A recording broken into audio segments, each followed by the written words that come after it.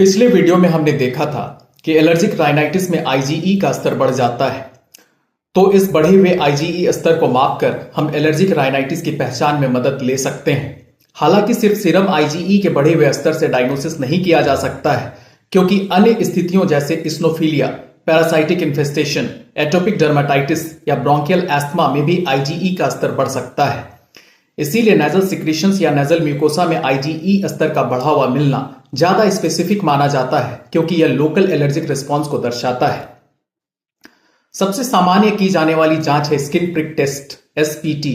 इसमें मरीज की भुजा या पीठ की त्वचा पर विभिन्न एलर्जेंस की सूक्ष्म मात्रा लगाई जाती है। लगभग 15 से 20 मिनट के बाद यदि किसी एलर्जेन से प्रतिक्रिया होती है तो उस जगह पर व्हील एंड फ्लेयर रिएक्शन बनता है, यानी हल्की सूजन और लालिमा। यह दर्शाता है कि वही एलर्जेन उस व्यक्ति के लिए जिम्मेदार ट्रिगर है। एसपीटी करने से न केवल डायग्नोसिस में मदद मिलती है, बल्कि यह भी पता चलता है कि इम्यूनोथेरेपी किन एलर्जेंस पर केंद्रित करनी चाहिए। Nasal smear and cytology. कुछ मामलों में नेजल स्मीयर लिया जाता है जिसमें इस्नोफिल काउंट देखा जाता है। अगर नेजल स्मीयर में इस्नोफिल्स बढ़े हुए मिलते हैं तो यह एलर्जिक इटियोलॉजी का समर्थन करता है।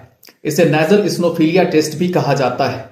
अन्य सहायक जांचें जैसे एब्सोल्यूट इस्नोफिल काउंट, यानी खून में इस्नोफिल की संख्या बढ़ी हुई मिलने पर एलर्जी के डायग्नोसिस में भी समर्थन मिलता है।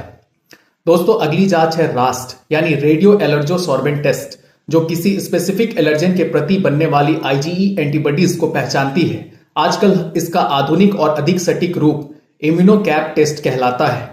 इसमें कई प्रकार के एलर्जेंस जैसे dust might, pollen, animal dander, fungi आदि के विरुद्ध शरीर की प्रतिक्रिया को मापा जाता है।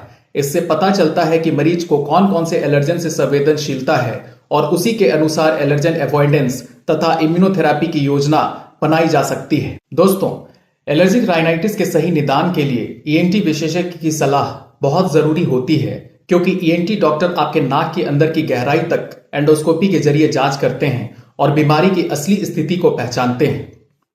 नाक की एंडोस्कोपी नेजो एंडोस्कोपी में एक पतले कैमरे वाली नली नाक के अंदर डाली जाती है, जिससे डॉक्टर नाक के अंदर की सूजन, रंग, श्राव, डिस्चार्ज और अन्य बदलावों को साफ साफ देख सकते हैं। अक्सर एलर्जिक राइनाइटिस के मरीजों में नाक की झिल्ली फीकी, सूजी हुई और चमकदार दिखाई देती है। टर्बिनेट्स, नाक के अंदर की मांसल परतें बड़ी हो जाती हैं, जिससे सांस लेने में तकलीफ होती है।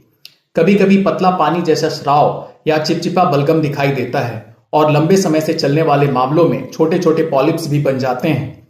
कई बार एंडोस्कोपी से यह भी पता चलता है कि मरीज को डेविएटेड सेप्टम, नाक की हड्डी टेढ़ी या कॉन्काबुलोसा की समस्याएं तो नहीं है, जो नाक बंद रहने की तकलीफ को बढ़ा सकता है। अब बात करते हैं सीटीपीएनएस यानी CT scan of paranasal sinus की। यह जांच तब की जाती है जब मरीज की समस्याएं ज्यादा गंभीर हो। यह जांच डॉक्टर को यह समझने में मदद करती है कि बीमारी दवाओं से ठीक होगी या फिर सर्जरी की जरूरत है। दोस्तों, अगले वीडियो में मैं एलर्जिक राइनाइटिस के इलाज के बारे में जानकारी दूंगा। धन्यवाद।